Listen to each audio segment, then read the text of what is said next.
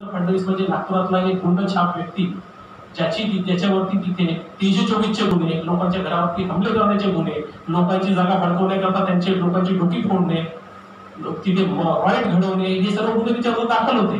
Burdi police स्टेशनच्या कोठडीमध्ये तो lock-up मध्ये किती वेळ राहिला हे त्यांनी सांगावं, त्यांनी जामीन घेतला की नाही घेतला हे सांगावं, त्याच्याविरुद्ध फौजदारी कट कारस्थानाचे गुन्हे दाखल होते की नव्हते, त्याच्याविरुद्ध फसवणुकीचे गुन्हे दाखल होते की नव्हते, त्याच्याविरुद्ध लोकांची बदनामी करण्याचे गुन्हे दाखल होते की नव्हते हे त्यांनी सांगावं. हे खटले कोर्टामध्ये दाखल होते की नव्हते. जेव्हा 2014च्या इलेक्शनच्या ऍफिडेव्हिट मध्ये त्याच्याविरुद्ध त्यांनी 22 खटल्यांची वाच्यता केली, 2 खटल्याची वाच्यता केली नाही म्हणून मी स्वतः त्याच्या विरोधात फौजदारी खटला टाकला. आरपीआय 125A प्रमाणे तो खटला सुप्रीम कोर्टापर्यंत गेला. सुप्रीम कोर्टाने देवेंद्र फडणवीसच्या विरुद्ध खटला चालवण्याचे निर्देश जेएमसी कोर्ट नागपूरला दिले. तर देवेंद्रनी अशा पद्धतीने स्वतःची गुन्हेगारी पार्श्वभूमी लपवून त्यांनी त्याच्या पार्टीच्या किती लोकांच्या पाठीत सुरे टाकले याच्याशी आम्हाला काम काही घेणं देणं नाही की तो कोणाच्या पाठीत सुरे टाकून तो राजकारणामध्ये वरवरती चढला. आज जर समजा गोपीनाथ मुंडे किंवा महाराष्ट्रामध्ये विलासराव देशमुख जिवंत असते तर देवेंद्र फडणवीसचं नाव एका गल्लीतही दिसलं नसतं, किंवा प्रमोद महाजन जिवंत असते ते यांचं नाव कुठे दिसलं नसतं. कशा पद्धतीने ते चढले याच्या त्या गुन्हेगारी षडयंत्राशी आम्हाला काही घेणं नाही. तो त्यांच्या पार्टीचा इंटरनल पार्ट आहे की त्यांची पार्टी कोणाला प्रेफर करते आम्हाला काही घेणं नाही. परंतु जेव्हा तुम्ही आपल्या पार्टीच्या बाहेर जाऊन दुसऱ्या लोकांना छळता, जसं या पद्धतीने मला छळलं, आर्किटेक्ट निमगडेंचा खून झाला आणि त्याच्यामध्ये त्याच्या टोळीच्या व्यक्तीला नागपूर पोलीस शहर पोलिसांनी पकडलं जेव्हा त्याची सरकार गेल्यानंतर नवीन सरकारमध्ये, आणि तो त्याच्या सरकारच्या कार्यकाळामध्ये तो त्या कुणी लोकांना पकडू शकलेला नाही. त्याच्या मागचं त्यांनी एक्सप्लेनेशन द्यावं, जनतेच्या समोर एक्सप्लेनेशन द्यावं, कारण की मी त्याला माझी मुख्यमंत्री या नावाने एक्सप्लेनेशन मागतोय. आणि ज्या पद्धतीने साफेलकरनी माझ्या समक्ष माझ्या भावासमक्ष आम्हाला धमक्या देण्याकरता जे एक्स्ट्रा ज्युडिशियल कन्व्हेन्शन दिलेलं आहे हे सुद्धा कायद्यामध्ये मान्य असतं. ही सर्व जी गोष्ट आहे मी हे सर्व पुराव्यानिशी आजच्या प्रेस नोटमध्ये लिहून दिलेलं आहे. त्याच्यानंतर याच्यासाठी लिहून दिलेलं आहे त्याच्याखाली माझी स्वाक्षरी आहे, याची कायदेशीर जबाबदारी मी स्वीकारतो. त्याच्यानंतर दुसरा जो विषय होता नागपुरामध्ये सोनगाव पोलीस स्टेशनच्या हद्दीमध्ये घडलेला बलात्कार आणि खून खटला, यातील पीडित महिलेने त्याच्या तरुणीने तिचा खून होण्याच्या पूर्वी यांना धमकी दिली की पोलीस स्टेशनला यांच्यावरती समस्येचा गुन्हा ती दाखल करेल. तर याला काही सुचलं नाही. अशा परिस्थितीमध्ये यांनी स्वतःच्या समर्थकामार्फत माझ्या विरोधामध्ये मी त्या पोरीला इन्स्टिगेट करतोय यांच्यावर 376चा गुन्हा दाखल करण्यासाठी म्हणून पोलीस स्वतःच्या समर्थकामार्फत यांनी सीपीकडे तक्रार टाकली. जेव्हा सीपी हे सर्व काही करू शकले नाही, कारण की तेव्हा काँग्रेसचं सरकारचा शेवटचा कालावधी होता, परंतु नागपूर परिसरामध्ये देवेंद्रची दहशत तेव्हाही होती, सरकारी अधिकाऱ्यांमध्ये होती, खासगी लोकांमध्ये होती. त्याच्यामुळे पोलीस अधिकाऱ्यांनी त्याच्यामध्ये हात टाकला नाही. मग ताबडतोब देवेंद्रचं सरकार आलं. देवेंद्रचं सरकार आल्यानंतर त्याच्यामध्ये अननोन आरोपीच्या विरोधामध्ये खुनाचा गुन्हा दाखल झाला. ती डेड बॉडी चेंज करण्यात आलेली होती, ती डेड बॉडी डिस्ट्रॉय करून दुसरी डेड बॉडी टाकण्यात आलेली होती. स्त्रीच्या ऐवजी पुरुषाची डेड बॉडी अरेस्ट केली आणि महिनाभर उशिरा तो खुनाचा गुन्हा दाखल झाला. पोलीस अधिकाऱ्यांनी स्वतः पुरावे मिटवण्याचं काम केलं. मी जे बोलतोय या गोष्टी अविश्वसनीय वाटतात, परंतु या सर्व गोष्टी कागदपत्रावर उपलब्ध आहेत, पोलीस स्टेशनच्या रेकॉर्डवरती उपलब्ध आहे, न्यायालयाच्या रेकॉर्डवरती उपलब्ध आहे. आणि त्या पोलीस अधिकाऱ्यांच्या विरुद्ध 201 प्रमाणे 120B प्रमाणे आजपर्यंत कसलीही कारवाई झाली नाही. म्हणून आम्ही पोलीस यंत्रणेला वारंवार निवेदन दिले, पुन्हा सेफ निवेदन दिले. आम्ही आता उच्च न्यायालयात सुद्धा गेलेलो आहे. उच्च न्यायालयाने पोलिसांना नोटीस जारी केलेली आहे. या प्रकरणामध्ये नागपूर खंडपीठाने नोटीस जारी केलेली आहे. आणि याच्यात सुद्धा जेव्हा पोलीस माझ्या विरोधात कारवाई करू शकले नाही काँग्रेसच्या कार्यकाळात, तर देवेंद्र फडणवीस त्यांच्या सहकार्याचं ते निवेदन घेऊन स्वतःचं कव्हरिंग लेटर त्याच्यावर लावून तत्कालीन गृहमंत्री आर पाटील यांच्याकडे गेले होते आणि त्यांनी माझ्या विरुद्ध फौजदारी कारवाईची मागणी केली होती. हे पत्र सुद्धा आजच्या तारखेला सरकारच्या रेकॉर्डवर आहे. त्याचा रेफरन्स नंबर मी या प्रेस नोट मध्ये दिलेला आहे. आपण पान क्रमांक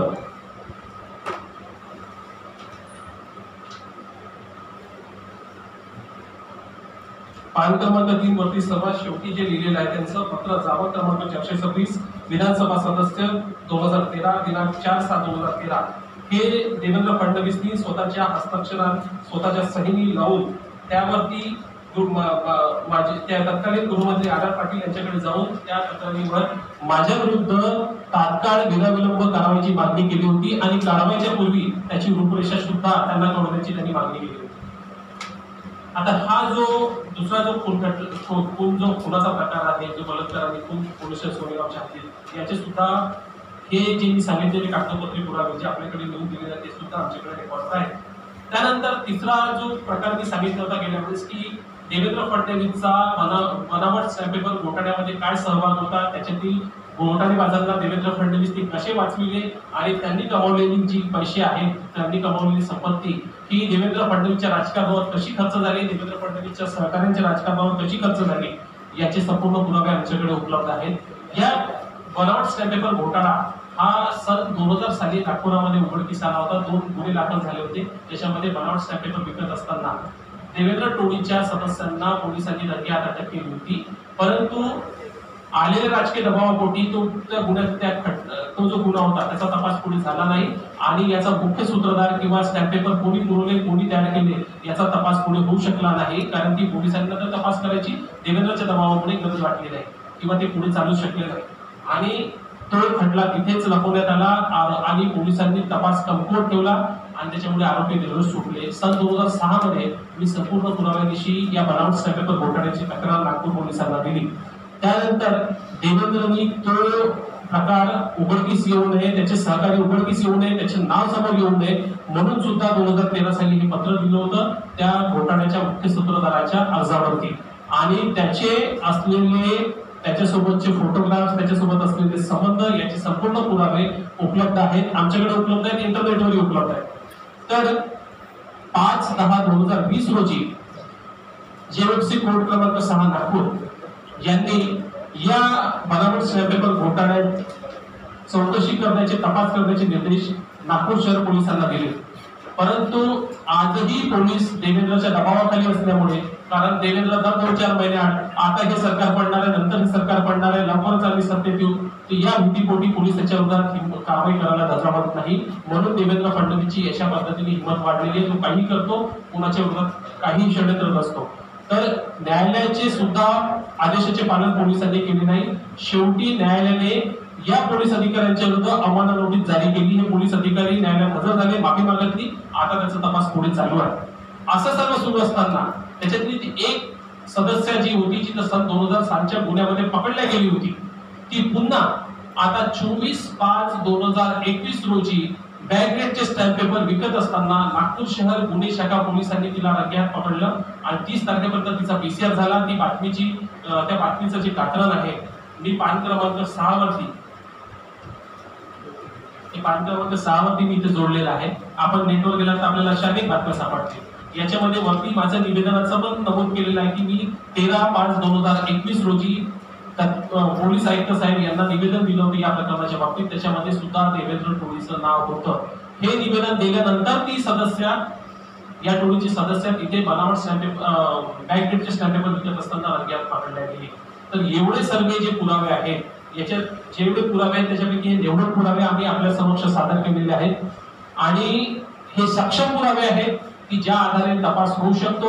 परंतु पोलीस हा तपास करत नाहीत, कारण की देवेंद्र फडणवीस हे विरोधी पक्षनेत्याच्या चेअरवर आहेत. हे पोलिसांवर नेहमी दबाव टाकतात, सरकारच्या विरोधात नेहमी गोष्टी करतात की आता सरकार पडेल, नंतर सरकार पडेल आणि तो पुन्हा पोलीसला हेट करेल. म्हणून पोलीस अधिकारी आपली चांगली वाचवण्याकरता किंवा भविष्यात आपल्याला त्रास होऊ नये म्हणून देवेंद्र टोळीच्या विरोधात, देवेंद्रच्या विरोधामध्ये तपास करत नाही, कारवाई करत नाही.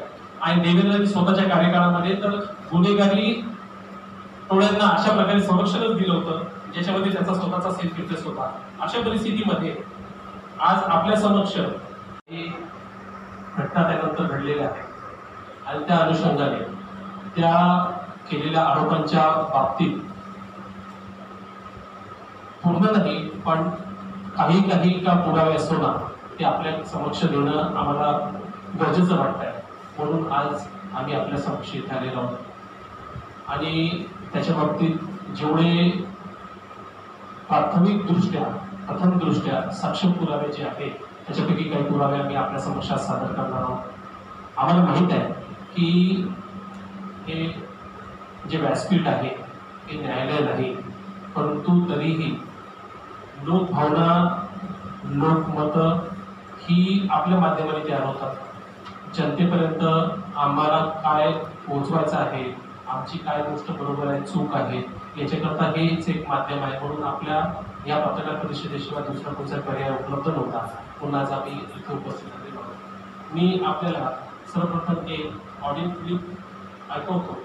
ही क्लिप मी आपल्यापैकी ज्यांचे नंबर माझ्याकडे आहे त्यांना मी व्हॉट्सअपवर पाठवलेली पण आहे, आणि ज्यांच्याकडे माझे नंबर ज्यांना मिळाले नसेल त्यांना मी ही प्रेस वार्ता संपल्यानंतर ती इथेच फॉरवर्ड करूया. तर ही ऑडिओ क्लिप मी आपल्याला दाखवतो.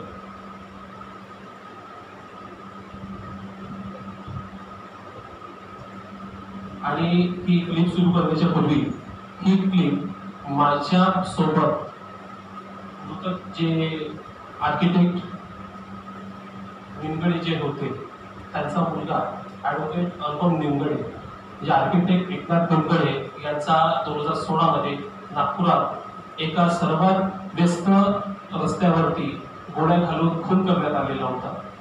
त्यांचा मुलगा ॲडव्होकेट अनुपम निमगडे आणि माझ्या मनातील ही संभाषणाची ध्वनिफीत आहे ती मी आपल्या समक्ष सादर करतोय. चांगला प्रश्न विचारला. गोष्ट अशी आहे की विधी व न्याय विभाग जो आहे महाराष्ट्र शासनाचा, जो सल्लागार जो आहे, जो सल्ले देतो पोलिसांना, तो विधी व न्याय विभागाच्या अंतर्गत काम करणारे सर्वचे सर्व सरकारी वकील जे आहेत, उच्च पदापासून तर खालपर्यंत, हे मॅक्सिमम देवेंद्र फडणवीसच्या कार्यकाळामध्ये नियुक्त झालेले लोक आहेत. देवेंद्र फडणवीसचे राईट हँड लेफ्ट हँड हे गुन्हे शाखा नागपूर शहर पोलिसांना गाईड करतात. ते पोलिसांना भीती सुद्धा दाखवतात. आजही सिस्टीम मधल्या गोष्टी देवेंद्र फडणवीस पर्यंत अशा पद्धतीने पोहोचतात कारण की त्यांचे लोक आजही त्या चेअरवर बसलेले आहेत जे कॉन्ट्रॅक्च्युअल आहेत. आजही मुंबई उच्च न्यायालय, मुंबई खंडपीठ, नागपूर खंडपीठ, जिल्हा न्यायालय इथे सरकारी वकील हे सर्वचे सर्व देवेंद्रनी बसवलेले आहेत. आणि देवेंद्रनी ज्या पद्धतीने बसवले त्या पद्धतीचा मला इथे काही उलगडा करायचा नाहीये. त्याचे कोण नातेवाईक होते, काय होते, किती लोकांना त्यांनी मंत्रालयामध्ये सहसचिव म्हणून घुसवले, त्यांना कसं परमनंट केलं गेलं, बाहेर ठेवलं गेलं, महापोर्टल घोटाळा जो आहे तो आपल्यापर्यंत पोहोचला की नाही पोहोचला बाबतीत मला माहित नाहीये. त्यानंतर मुख्यमंत्री सहायता निधीचा जो घोटाळा आहे, CSR फंड आहे, याच्यामध्ये 1500-2000 कोटीचे घोटाळे जे देवेंद्रनी केलेले आहेत, हे सर्व कागदपत्रे उपलब्ध आहेत. परंतु शासन त्यावर कारवाई का करत नाही? कारण की शासनाचे सल्लागार हे शासनाला सुचून देत नाही, ते शासनाला मिसलीड करतात. आता गोष्ट अशी आहे की शासन जर समजा सल्लागारावरती भरोसा करणार नाही तर कसं करेल? या देवेंद्र फडणवीसच्या शासनाच्या पूर्वी महाराष्ट्र शासनामध्ये अनेक सरकार येत होती, जात होती. त्याच्यापूर्वी भाजपा शिवसेनेचं सरकार होतं, त्याच्यानंतर काँग्रेसचं सरकार आलं, परंतु अशा गोष्टी घडलेल्या नाही. जे ऑर्थोडॉक्स पद्धतीचा उपयोग देवेंद्रच्या कार्यकाळामध्ये केला गेला आणि ते लोक आजही टिकून आहेत. तीच गोष्टी सरकारच्या आतमधल्या कॉन्फिडेन्शियल गोष्टी देवेंद्र फडणवीस पर्यंत या पद्धतीने पोहोचतात. काय रश्मी शुक्ला काय करत होती हे या सरकारला माहित नव्हतं का? हे देवेंद्र फडणवीसच घडवलं होतं. काय व्यंकटेशन पुण्यामध्ये राहून काय करत होते, कशा पद्धतीने त्यांनी नागपुरात कार्यशैली चालवली कोणाला माहित नव्हतं. काय संभाजी कदम नावाचा पोलीस अधिकारी काय करत होता लोकांना माहित नव्हतं. देवेंद्र फडणवीसच्या पर्सनल व्हेंजन्स हे पोलिसांनी सेटल केले त्यांच्या कार्यकाळामध्ये. त्यांच्या विरोधकांना उचलून तुरुंगात टाकलं विसऱ्या खोट्या नाट्या तक्रारीवरून. आजही नागपूर शहर पोलिसांमध्ये अनेक PI, अनेक DCP देवेंद्रनी नेमणूक केलेले आजही कार्यरत आहे. नागपूर शहर सिटी पोलीस कमिशनरला माहिती आहे, टीचिंगला माहिती आहे. गोष्ट अशी आहे की हे अधिकारी न्यायालयात जातात तेव्हा अपोजिट पार्टीला सरकारच्या वतीनं कोण उपस्थित असतात? बरोबर इथे बाजू तरी मांडल्या जाते का? या गोष्टी अनेक गोष्टी आम्ही सांगण्याच्या व्यतिरिक्त सरकारला कळायला हव्या. आता गोष्ट अशी त्यांच्या विरोधकांचं सरकार आहे, 3 पार्टीचं सरकार आहे. गोष्ट अशी आहे की देवेंद्र त्यांना खाऊ देईल म्हणजे जेवण त्यांना काम करू देईल तर ना. तो इतका षड्यंत्रकारी आणि ज्या पद्धतीने त्यांनी सायकोलॉजिकली अभ्यास, कधी पवार साहेबांच्या घरी जाईल तर इकडे यांच्यामुळे अविश्वास निर्माण करेल, कधी नाथाभाऊंच्या घरी जाईल दुसऱ्याकडे अविश्वास निर्माण करेल, कोणाला सांगेल की आता आम्ही रात्रीच्याच वेळेस सरकार पलटवू, आता आम्ही 2 महिन्यात सरकार पलटवू, 1 महिन्यात सरकार पलटवू. हे जे बहुरूपीपणा जो आहे ना त्याचा, हा कपटीपणा, हा बहुरूपीपणा ज्या दिवशी तो सोडेल त्या दिवशी सरकार व्यवस्थितरित्या काम करू शकेल. आपण संविधानाच्या दायऱ्यामध्ये राहतो. संविधानाने प्रत्येकाला त्याचं काम करण्याचा अधिकार दिलेला आहे. परंतु हे जे आहे हे नैतिकतेला धरून नाही जे कृत्य तो करतोय, रोज करतोय. आता त्याच्या भाजपाच्या आतमधल्या गोष्टीमध्ये त्यांनी किती लोकांच्या पाठीत सुरा टाकलेला याच्याशी आम्हाला काही घेणं देणं नाही. त्यांनी घरात जे केलं तेच तो बाहेर करतो. आता गोष्ट एवढी आहे की त्या रानटी पद्धतीचा स्वभाव तयार झालेल्या व्यक्तीला नकेल कोण टाकणार, कारण की उर्वरित समाजात सभ्य आहे. जे सत्तेमध्ये बसलेले लोक आहेत ते सभ्य आहे, ते असे खाली आपली पातळी सोडून गेलेले नाहीत कधी. म्हणून त्यांना ह्या पातळी सोडलेल्या व्यक्तीला याला व्यसन टाकण्यासाठी त्यांना त्रास होतोय. ही त्याच्यातली गोष्ट आहे. कारण की यांनी जे प्रकार आणले राजकारणामध्ये, जी घाण आणली महाराष्ट्रामध्ये, ती यानेच आणली. याच्यापूर्वी ही घाण नव्हती. याच्यापूर्वी सरकार बदललं, दुसऱ्याचे हिशोब चुकते केलेले नाही. गडकरी साहेबांच्या विरोधामध्ये लोक का बोलत नाही त्यांच्या विरोधात? का बरं जुन्या सरकारच्या विरोधात आपले जे जोशी साहेब जे होते भाजपा शिवसेनेचे, त्यांच्या विरोधात सरकार बदलल्यानंतर कोणीच बोललं नाही? कारण की महाराष्ट्राची संस्कृती नाही. ही जी घाण आणली ही यांनी आणली. याचं जे क्रिमिनॅलिटी होती प्रायव्हेट लाईफ मध्ये, ही त्यांनी इथे प्रशासनामध्ये सुद्धा घुसवली. आजही किती लोकांचे फोन ट्रॅकिंगवर आहे, माझा फोन ट्रॅकिंगवर आहे. पण मला पुण्यामधून धमक्या येतात की तुमचं आम्ही पानसरे करू, तुमचं आम्ही हा करू, तुम्ही सकाळी फिरायला जात नाही का, तुमची स्वर्गामध्ये चांगली व्यवस्था करू. नागपूर पोलिसांनी एनसी दाखल केल्या, त्याच्यानंतर तपासाची परवानगी घेतली. जेव्हा त्यांना आरोपी ट्रेस होतो, आम्हाला कळलं की आरोपी ट्रेस झालेला आहे. आरोपीवर हात टाकायची त्यांची हिंमत होत नाही, कारण की तो देवेंद्रच्या जवळचा असतो. यांनी ज्या पद्धतीचं षडयंत्र रचून ठेवलेलं आहे संपूर्ण महाराष्ट्रात, या षडयंत्राचा उलगडा होण्याकरता थोडासा वेळ लागेल. ज्या दिवशी सरकारवर मी अनिल देशमुखांना गेल्या त्यांच्या संपूर्ण कार्यकाळामध्ये देवेंद्र फडणवीसच्या विरोधामध्ये किती पुरावे दिले, स्वतः अनिल देशमुखांनी बाबतीत सांगावं की ते पुरावे सक्षम होते की नव्हते. सीपीच्या समक्ष पुरावे दिले, डीसीपीच्या समक्ष पुरावे दिले. आता जी डीसीपी त्यांनी बसवलेली आहे ती देवेंद्रांनी डेप्यूट केलेली आहे, ती देवेंद्रच्या विरोधात कशी कारवाई करेल? तिच्या नावानिशी तक्रारी दिलेल्या आहे, तिच्या नावानिशी आम्ही अनिल देशमुखांना लिगल नोटीस दिलेली आहे. पण गोष्ट अशी आहे की हे इंडियन पोलीस सर्व्हिस मधले लोक, यांचं राज्य शासन काही बिघडवू शकत नाही. याचे ट्रान्सफर केला तर कोर्ट कचेऱ्या होत्या. उलट हे काहीतरी आरोप करतात. मला देशमुखांचं हेच म्हणणं होतं की ह्या गोष्टीचीच मला भीती वाटत होती की यांच्या ट्रान्सफर केला की हे खोटे नाटे आरोप करतील, अशा पद्धतीने आम्ही अडचणीत आलोय. तर या देवेंद्रनी सडवलेल्या लोकांना हटवायला गेलं, यांच्यावर कारवाई करायला गेलं, असे काहीतरी आरोप होतात. नवीन कोर्ट कचेऱ्या, नवीन खटले मागे लागतात. म्हणून सरकार म्हणतं की जसं चालायचं आहे ते पागल झालेलं जे आहे ते षडयंत्र रचक दिवस फिरतं तरी त्याला फिरू द्या, ते वाया गेलेलं आहे. आता त्याचा वरचाच न्याय निवाडा करेल असं करून सरकारने बेभरोसे काम केले.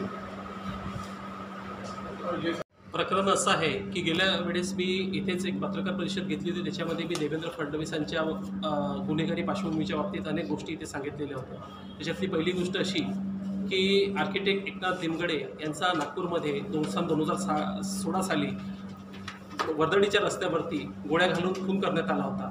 हा खुनाच्या मागे जो खुनी पकडला गेलेला आहे तो रणजित सफेलकर, हा देवेंद्र फडणवीस आणि माजी ऊर्जा मंत्री चंद्रशेखर बावनकुळे यांचा निकटवर्ती असून त्या खुनाच्या मागे आर्किटेक्ट एकनाथ निमगडे यांची संबंधित एक 5.6 एकर जमीन वर्धा रोड मार्गावरती जवळपास 300 कोटी रुपयाची होती. ती जमीन देवेंद्र फडणवीस यांना कशी करून हवी होती आणि ही जमीन प्राप्त करण्याकरता देवेंद्र फडणवीसचा PA कुमार मसराम एक मध्यस्थी शुक्ला नामक व्यक्तीसोबत आर्किटेक्ट निमगडेकडे गेला होता आणि त्यांना ही जमिनीची मागणी केली होती.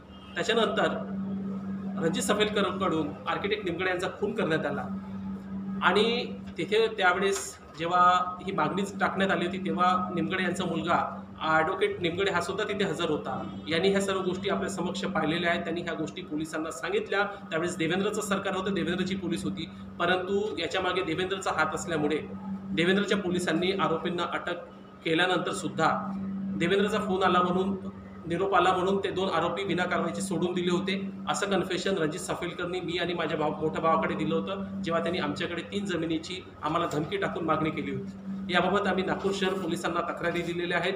ॲडव्होकेट निमगडे आणि माझ्या दरम्यान झालेल्या संभाषणाची क्लिप मी आपल्या सर्वांना दिलेली आहे. त्याच्यामध्ये ॲडव्होकेट निमगडे यांनी देवेंद्र फडणवीस व देवेंद्र फडणवीसचा PA कुमार मसराम आणि शुक्ला हे जमीन मागण्याकरता कशा पद्धतीने आले होते या सर्व गोष्टीचा त्याच्यामध्ये डिटेलमध्ये उल्लेख केलेला आहे. याच व्यतिरिक्त नागपुरामध्ये सन 2014 साली झालेला एक रेप आणि मर्डर केस जी आहे पोल्युशन सोनेगावच्या हद्दीतली, जी डेड बॉडी सोनेगाव पोलिसांनी डिस्ट्रॉय केली आणि त्याच्या जागी दुसरी डेड बॉडी टाकून देवेंद्र फडणवीस मुख्यमंत्री झाल्यानंतर अज्ञात आरोपीच्या विरुद्ध गुन्हा दाखल करून संपूर्ण पुरावे मिटवले आणि न्यायालयासमक्ष कसलेही देवेंद्र फडणवीस किंवा त्याच्या संबंधित लोकांचं बयान न रेकॉर्ड करता फायनल पाठवून प्रकरण बंद केलं। या सर्व बाबतीत जे कागदोपत्री पुरावे आहेत ते सर्व आम्ही आज आपल्या समक्ष आम्ही ते सांगितलेले आहेत आणि हा प्रकार लपवण्याकरता देवेंद्र फडणवीस यांनी त्याचा जो साथीदार आहे त्याच्याकडून एक पत्र माझ्या विरोधात लिहून की त्या पीडित मुलीला मी त्यांच्या विरोधात 376 दाखल करण्याकरता इन्स्टिगेट करतोय अशी तक्रार तत्कालीन CP आणि जॉईंट CP यांच्याकडे नोंदवली होती। ती तक्रारीवर कारवाई झाली नाही म्हणून देवेंद्र फडणवीस स्वतः हे तत्कालीन गृहमंत्री RR पाटील यांच्याकडे माझ्या विरुद्ध कारवाईच्या मागणीकरता गेले होते। त्यांचं पत्र आजही रेकॉर्डवरती आहे, परंतु ती कारवाई झाली नाही। देवेंद्र फडणवीस यांचा डाव फसला आणि तो खुनाचा प्रकरण जे आहे देवेंद्र फडणवीस सरकारचे पोलीस दाबण्यामध्ये यशस्वी ठरले। याबाबत आम्ही कोर्ट कचेरी केलेली आहे। यामध्ये पोलिसांच्या विरोधात गुन्हा दाखवण्याकरता आम्ही मागणी केलेली आहे, त्याच्यावरती नोटीस जारी झाली आहे। तिसरं प्रकरण असं आहे की सन 1991 ते 2001च्या कार्यकाळामध्ये जेव्हा तेलगी बनावट स्टॅम्प पेपर घोटाळा मुंबई आणि इतर महाराष्ट्रात होत होता, त्याच पद्धतीने नागपुरातही होत होता। तो घोटाळा देवेंद्र फडणवीसच्या छत्रछायेखाली सुरू होता आणि त्या घोटाळ्यातली त्या आरोपींनी कमावलेली रक्कम जी आहे ती देवेंद्र फडणवीस आणि त्याच्या साथीदाराच्या राजकारणावर खर्च होत होती। त्या लोकांचे देवेंद्र फडणवीसशी असलेले संबंध याचे कागदोपत्री पुरावे उपलब्ध आहेत। त्यांच्या विरोधामध्ये सन 2006 साली मी स्वतः तक्रार केलेली होती की त्यांनी बनावट स्टॅम्प पेपर घोटाळ्याच्या विरोधात कारवाई करण्यात यावी। सन 2000 साली नागपुरात 2 बनावट स्टॅम्प पेपरबाबत गुन्हे दाखल झाले होते। त्याच्यातले आरोपी जे आहे त्यांना पोलिसांनी वाचवलं देवेंद्र टीमच्या दबावावरून आणि त्यांच्या विरोधात कारवाई केली नाही, ज्याच्यामुळे तो जो घोटाळा आहे तो पूर्ण उघडकीस आला नाही। त्या स्त्रीला आता आम्ही जेव्हा तक्रारी केल्यानंतर आणि माननीय न्यायालयाने त्या बनावट स्टॅम्प पेपर घोटाळ्याचे आदेश करण्याचे निर्देश सदर पोलीस नागपुरांना दिल्यानंतर गुन्हे शाखा पोलिसांनी या 24/5/2021ला त्याच्यातील एका सदस्याला बॅकडेटचे स्टॅम्प पेपर विकताना अटक केलेली आहे। ह्या संपूर्ण स्टॅम्प पेपर घोटाळ्यामध्ये देवेंद्र फडणवीस टोळीचा हात आहे आणि ह्या सर्व गोष्टी दाबण्याकरता देवेंद्र टोळीने जो आमच्यावरती अन्याय केला त्या सर्व गोष्टी मी आपल्याला आज या सर्व प्रेस कॉन्फरन्सच्या माध्यमाने सांगितलेल्या आहेत। कशा पद्धतीने देवेंद्रचे नजदीकी पोलीस अधिकारी त्यांच्या कॉन्फिडन्समधले पोलीस अधिकारी आजही महाराष्ट्र शासनामध्ये कार्यरत आहेत जे देवेंद्र टोळीच्या विरोधात कारवाई होऊ देत नाही आणि कशा पद्धतीने सरकारी वकील सुद्धा देवेंद्रच्या कार्यकाळात नेमणूक झालेले आजही आहेत ते पोलिसांना मिसलीड करतात आणि हे कार्यरत आहेत आणि हे जे पोलीस अधिकारी आहेत त्यांच्या विरोधात त्यांना शोधून कारवाई करण्यात यावी ही मागणी आज पत्रकार परिषदेच्या माध्यमाने केलेली आहे। तसेच या सर्व घोटाळ्यांची आणि या सर्व प्रकरणांचा तपास होऊन तपास संपेपर्यंत देवेंद्र फडणवीसनी राजीनामा द्यावा ही आमची मागणी या पत्रकार परिषदेच्या माध्यमाने आज आम्ही केली आणि पोलिसांनी त्याच्यामध्ये तपास करण्याचे निर्देश न्यायालयाकडून प्राप्त केले, त्यांना परवानगी मिळाली, परंतु मला असा अंदाज आहे की त्याच्यामध्ये तो आरोपी जो आहे तो देवेंद्र फडणवीसशी संबंधित असल्यामुळे पोलिसांनी त्याचा तपास पुढे करायचं थांबवलेला आहे। आणि याच्यापूर्वी सुद्धा त्यांनी ज्या पद्धतीने षडयंत्र मला जीव मारण्यासाठी रचलं होतं अशा पद्धतीने मॉब लिंचिंग किंवा कधीही आमच्यावरती हल्ला होऊ शकतो। आता कमीत कमी आम्ही जर समजा उद्या जगात नसलो तर आम्ही देवेंद्र फडणवीसच्या विरोधात आरोप केले पण त्याचे पुरावे दिले नाही, हे लांछन आमच्यावरती राहणार नाही, हा स्टिग्मा आमच्यावरती राहणार नाही, कारण की आम्ही आपल्या समक्ष आलो की पुरावे दिलेले आहेत आणि पुराव्याची कायदेशीर जबाबदारी आम्ही स्वीकारतो। आणि अशा अनेक गोष्टी आहेत की ज्याच्यामध्ये देवेंद्र फडणवीस हा मुख्यमंत्री बनण्याच्या पूर्वी त्याचे ट्रस्ट किंवा त्यांची प्रॉपर्टी 1 लाखाची होती आणि आजच्या स्थितीला त्या ट्रस्टची प्रॉपर्टी 2,000 कोटी रुपयाची झालेली आहे। याचे सुद्धा कागदपत्री पुरावे माझ्याकडे आता सध्या आहेत। आपल्याला ज्याला कोणाला पाहिजे असतील तर त्यांनी PC संपल्यानंतर त्याला दाखवतो मी ओरिजिनल सर्टिफिकेट कॉपी झाली। देवेंद्र फडणवीस आकारताना वापरतोय याबाबत दिनांक 19/3/2021 रोजी इथेच घेतलेली पत्रकार परिषद जी होती त्या नागपुरातील मोक्याची 300 कोटी रुपये किमतीची जमीन करता आर्किटेक्ट एकनाथ दिनगडे यांचा खून प्रकरणाशी देवेंद्र फडणवीस त्याचा PA कुमार नसरा यांचा काय संबंध होता याचे पुरावे आम्ही सादर केलेले आहेत। त्याच पद्धतीने आम्ही आपल्या या पत्रकार परिषदेच्या माध्यमाने मागणी करतोय महाराष्ट्र आणि नागपूर पोलिसांना देवेंद्र फडणवीसचे जे पोलीस अधिकारी आहेत, देवेंद्र फडणवीसचे सचिन माझेसारखे जे पोलीस अधिकारी आहेत ते शोधून त्या पोलीस अधिकाऱ्यांच्या विरोधात कारवाई करण्यात यावी ही या पत्रकार परिषदेच्या माध्यमाने आम्ही मागणी करतोय।